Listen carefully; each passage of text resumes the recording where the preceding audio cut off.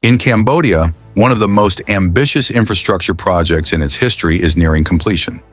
China is spending more than $1.5 billion to help build a massive new international airport, complete with 2 runways, a futuristic terminal the size of a small city, and enough capacity to eventually handle 50 million passengers a year.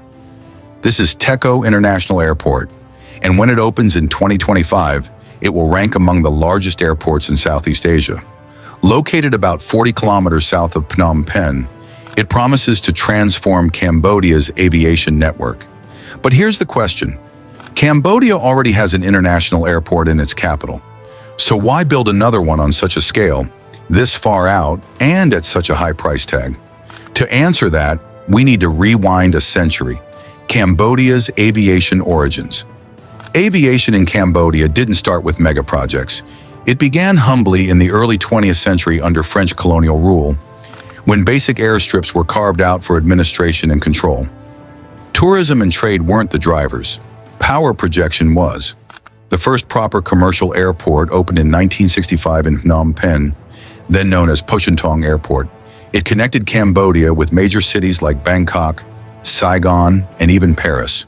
For a brief period in the 1960s, under King Norodom Sihanouk's modernization drive, Cambodia had a surprisingly modern air network serving diplomats, businessmen, and elite travelers. But the dream collapsed in 1975 when the Khmer Rouge seized power. Almost all civil aviation shut down. Airports were abandoned, militarized, or destroyed. Tourism and foreign investment evaporated. For nearly 2 decades, Cambodia's skies were silent. It wasn't until the 1990s, after peace agreements and political stabilization, that Cambodia began to reemerge. The Phnom Penh airport reopened, joined later by airports in Siem Reap and Sihanoukville. In 1995, Cambodia handed over airport operations to Vinci Airports, a French firm, which brought in international standards. Over the next 2 decades, passenger numbers soared from just a few 100,000 in the early 2000s to 11.6 million by 2019. Tourism became one of Cambodia's biggest economic engines, but rapid growth soon pushed existing infrastructure to its limits. Phnom Penh International Airport, despite upgrades, was hemmed in by the surrounding city. Expansion was no longer realistic. If Cambodia wanted to keep growing, it needed an entirely new airport. Enter Techo International Airport. The idea began circulating quietly around 2016. By 2018, plans were official. Cambodia would build a brand new international airport in Kandal Province, south of the capital. Construction began in 2019 across 2,600 hectares of mostly rural, flood-prone land. Engineers faced tough conditions, reinforcing soft ground, rerouting water systems, and creating strong foundations before major work could begin. Then came the pandemic. Like many global projects, progress slowed in 2020 to 2021, but the airport was never suspended. The opening date was pushed back, first to 2024, then to late 2025. Today, the project is almost complete.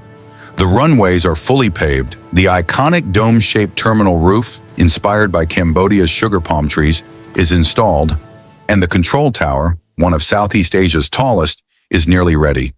The airport has been built to 4F standards, meaning it can handle the largest aircraft in the world, including the Airbus A380. But opening an airport is more than just pouring concrete. Navigation systems, safety checks, security trials, and staff training all take time. If everything stays on schedule, the first commercial flights will begin by the end of 2025. Who's behind the project?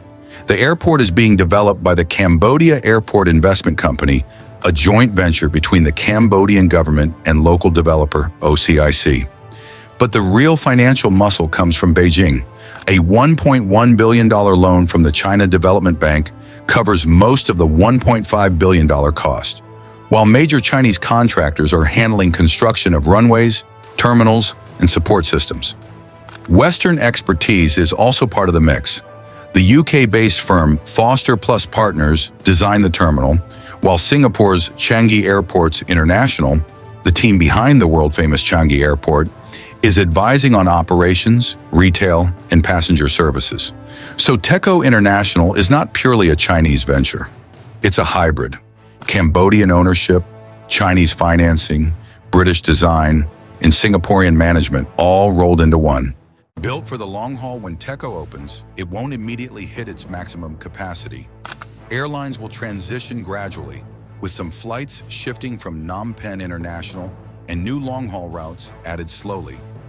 By 2030, officials project the airport will serve around 30 million passengers annually, 4 times the pre-pandemic peak. By 2050, it could surpass 50 million, rivaling some of Southeast Asia's busiest hubs. But Techo isn't just an airport. It's the centerpiece of a wider development corridor. A new motorway will link it to Phnom Penh, with future plans for rail or metro connections. The country's first true urban rail line. Surrounding the airport, Cambodia plans to build logistics hubs, hotels, business parks, and retail complexes. The goal is to turn the southern edge of the capital into an economic powerhouse. Cambodia's broader strategy. This airport is just one part of Cambodia's infrastructure push. Expressways, a new deep-sea port in Sihanoukville, and discussions about high-speed rail links to neighbors like Vietnam and Thailand show the ambition. The government wants Cambodia to climb from low-income to upper-middle-income status within a decade. Better airports, ports, and highways are central to that plan. And Techo International, with its futuristic design, is also a symbol of progress, a message to investors and travelers that Cambodia is modernizing fast. The regional race Southeast Asia is in the middle of an aviation boom. Vietnam is building Long Ton International near Ho Chi Minh City. Thailand is expanding Utapao. Indonesia, the Philippines, and even Laos are all scaling up. Cambodia has traditionally lagged behind due to its smaller market and budget. But Techo International changes that dynamic. With capacity for 50 million passengers, Phnom Penh suddenly becomes competitive. Airlines that once skipped Cambodia may take a second look, especially given the lower operating costs and the country's central location within short flying distance of nearly every major Asian city. At home, Cambodia has also opened a new airport in Siem Reap and expanded Sihanoukville. Together with Techo, these 3 airports create a triangular network covering the nation's main economic and tourist zones. China's role in the geopolitical angle. Of course, the big story here is China. Techo International is one of the most visible examples of Chinese-backed infrastructure in Cambodia.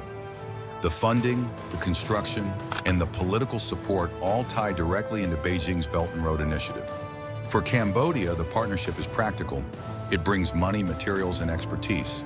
But it also tilts Cambodia closer to China geopolitically, something that worries some ASEAN neighbors and Western observers. Concerns about debt sustainability linger, along with fears of hidden military intentions, especially after rumors about dual-use Chinese facilities at Dar es Salaam Airport. Cambodian officials insist Techo is different. It's located near the capital, run by a Cambodian-led joint venture, and designed for purely commercial use. Even so, the optics are clear.